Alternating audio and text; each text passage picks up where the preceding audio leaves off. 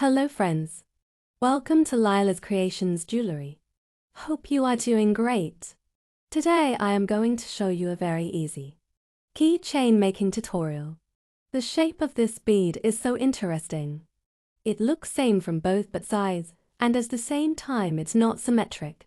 I made a bell keychain with this bead. Hope you liked the video. Let's start.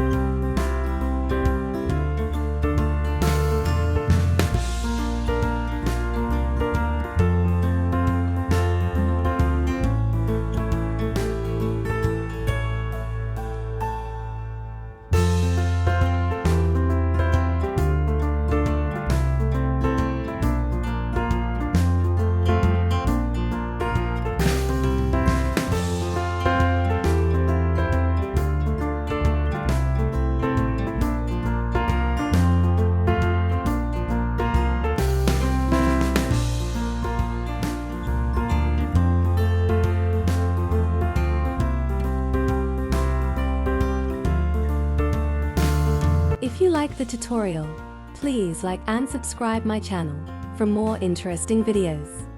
Thank you, and goodbye for now.